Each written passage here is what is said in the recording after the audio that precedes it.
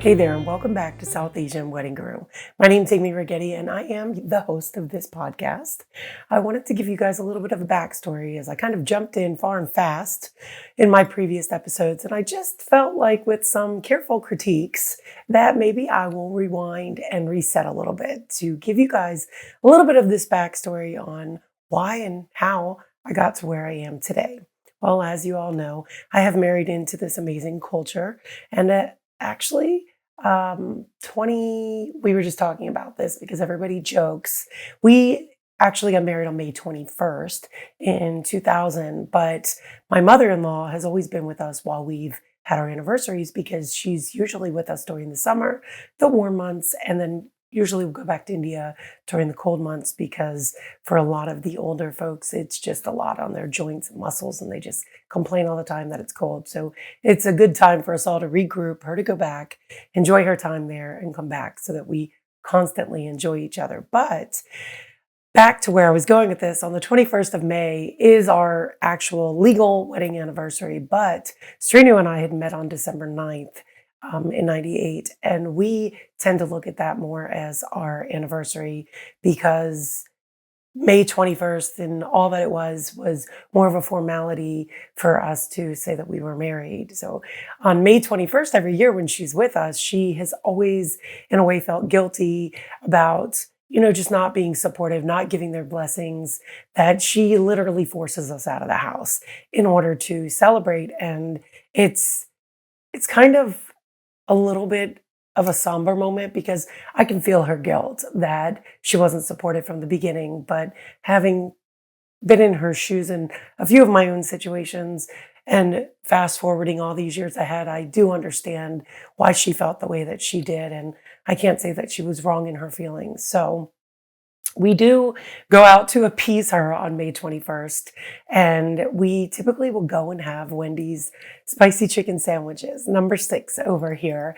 And we just sit in the car and we reflect on all that is, all that was, and all that's to become. Well, moving forward on December 9th is usually when we celebrate and acknowledge the fact that it's been X many years that we've been together, and it's been a long journey for us. Having not received those blessings from my mother-in-law was really difficult. And my father-in-law, while initially he did not give his blessings, he just stopped talking to us. And I think that was good in a way because he never said anything he could regret. I can't say the same for my mother-in-law, but being a mother now myself, I think I'm right along there with her on a lot of times that she said things that in that moment 100% she felt, but later was like, maybe I was wrong. Therefore, here we are moving forward into our marriage, our lives together. I've experienced so much from, you know, my in-laws are South Asian, but they are South Asians.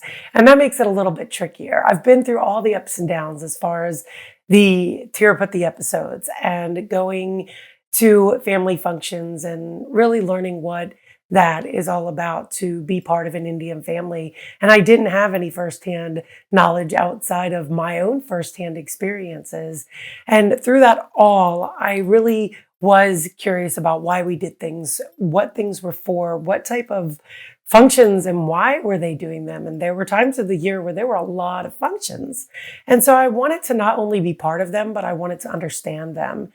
And in 2005, Srinu and I had just this revelation that he always loved cameras. I hated being on this side of the camera, but he always loved cameras. And every time I turned around, he had a camera in our faces. And I remember he had asked me about spending this crazy, absurd money on a camera. And I said, well, if you're going to spend that amount of money on a camera, you need to make that money back. And the way in which he did that was he started going out with other photographers and shooting weddings alongside of them, not Indian weddings, but just your standard all around American church weddings. And that's how we really got our foot into this.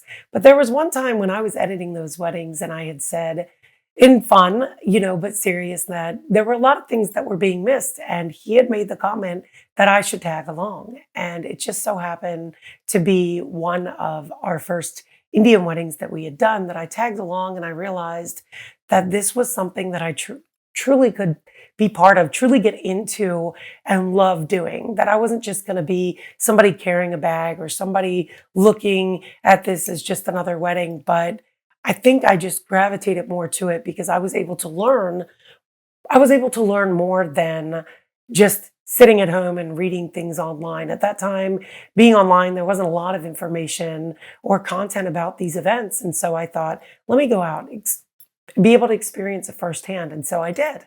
I then was able to understand a lot of the context in which I was living in.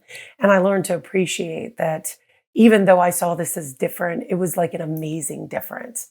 So it was almost like we never looked back after that. We said to ourselves, like, we could do this. And I started taking calls from brides and found that I really was able to understand where it was that they were coming from because most of my girls being born and raised here, or at least coming here before they were 10, really, I got them and I understood to the depths of what they didn't understand versus what they understood. And we could joke and laugh about all the crazy things. And I was able to resonate with that bride and say, I totally understand where you're coming from. I was able to put myself in the position to tell my girls that I was that middle ground. I was the one married into the culture that could sit aside with their parents and say, hey, I understand completely what you're feeling. My mother-in-law, da, da, da, da, da. And then I could say, but I also, from the standpoint of your daughter, know how she's feeling and what she's feeling. And in some ways, I became this little mediator, even though I was just the photographer. And I thought, this is something I could see going somewhere. And before we knew it, we were booking weddings so fast that it almost broke my heart to turn away a lot of our clients. And I learned that in that process from at first being a hospice nurse and being on the end part of that life cycle and being where families needed me the most. And I felt so loved and so respected, so needed. It fulfilled a lot of things within me that I wasn't necessarily getting by being at home at that time. And when we started doing weddings, I realized that it was on the front end of life, right? Like I got to experience them going through the whole process of the introduction to parents, the engagement, and being part of this super joyous part where I, again, felt it, wanted, needed, loved, appreciated. And I thought, wow, like this is a total 360 and it's ironic that it's happening this way, but it was a complete pivotal shift from what I was doing before and equally loved to what I'm doing now. And having been part of that experience for all these years, it gave me this unique perspective on the fact that I am able to offer that point of view to all of my clients. And that brought me to really believing that I'm able to make my own brides South Wedding Gurus, bring them into the realm of like what they're not able to see or look at, but I see every single time that I do a wedding because I'm one of the first vendors, if not second vendors to show up, right? We're beginning the getting ready and we're there in such an intimate part of their lives that I need them to look at me as a friend and forget the fact that I'm there. It's the only way we're going to get natural pictures. You could be the best photographer in the world, but if you don't gravitate to your client and if you do not create an environment in which they feel that you're a friend, it doesn't matter how good of a photographer you are, you're never going to get those intimate pictures because they're just simply never going to let you in. And being part of that getting ready to the ceremonial stuff, sometimes it can be me and my brides in the room alone with pujas that they're doing to where I'm the only spectator because people will go and start doing ceremonial stuff while leaving her there. And it's a very quiet moment where you can see that self-reflection that she hasn't got to do for the first 3 hours in the morning because there's been so many things going on. I love being part of that.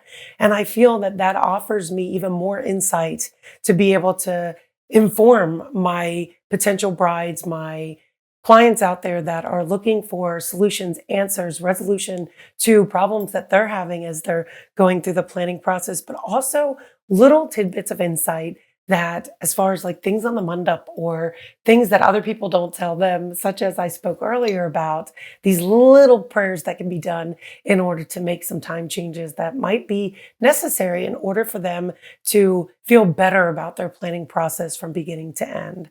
So as the years have shifted on, I've experienced the whole portion of going through my in-laws and the cultural situations that I've been into, the trips to Tirupati that even some of my girls have not gone on, all through the experiences of planning these big days and seeing the things that work and simply the things that do not work. Questions that I have are endless to all the vendors, to all the influencers that come forth and impact my clients in some way. I want to wrap myself in all of that with this South Asian wedding guru and really be able to bring to you guys a different perspective, one that doesn't come from anybody else influenced. What I have found that in all these years of working, I have not been able to be bought.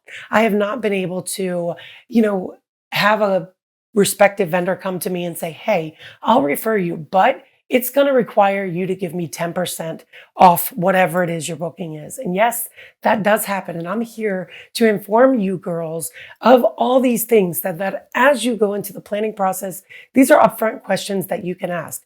We do have situations where we have some pretty top tier vendors tell us that they want a commission off of the money that you're providing to us. And because I don't owe anything to anyone, and because I'm one of the very first vendors to usually refer that, I can be as open and honest with you guys as you need me to be. You're going to be able to ask me questions that you thought, where will I get the right answer, the honest answer, and the truth? And I'm going to be able to give that to you because I simply owe nothing to anyone, just to myself and just to you. So I'm hoping that as we go on this journey, you guys embrace this. You embrace the fact that I am not South Asian, but I am able to bring you all of these answers honestly, truthfully, and from my heart, from my own experiences, because that's what this means to me. I've been thinking about this for years, and I've been thinking, how can I put myself out there without putting too much out there about my family? Now, granted, I will share a lot of that stuff along the way and tell you stories and invoke those emotions in you and maybe even walk through what I was feeling at that time. Getting to where I am at today has been no small feat.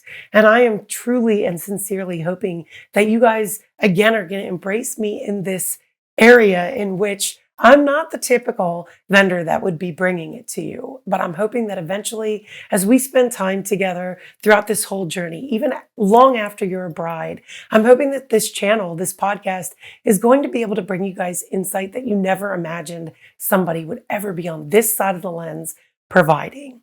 And as we move forward, I encourage you guys to ask the questions that needed to be asked.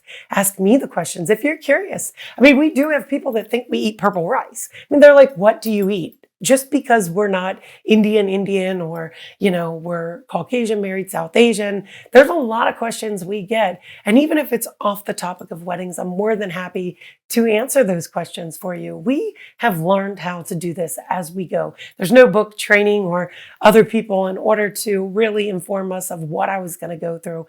And some of that might be really a great thing that it didn't, because probably if I had seen everything I could have gone through prior to, I would have been like, oh my gosh, am I strong enough to make it through that? Will I be able to survive? Is there ever going to be a point where I'm just going to be welcomed with open arms into a community that's so tight knitted? And I've done it. I've been in this wedding industry, South Asian niche specific, since 2006 hardcore, and I wouldn't have it any other way. So if you guys find that this is something that you feel is going to benefit this platform, I'm going to ask you guys from the bottom of my heart, please subscribe, like, share, follow me everywhere. We're going to figure out how to bring it all together. I am Amy Regeti, but this podcast in particular is going to be the South Asian Wedding Guru, because that's something I feel I can talk about till my dying days.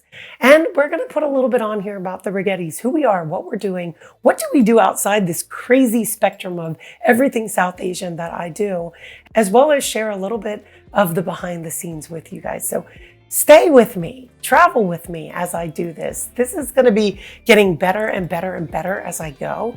And I'm just hoping that you guys will give me the benefit of the doubt. And again, stay with me because I'm just getting started.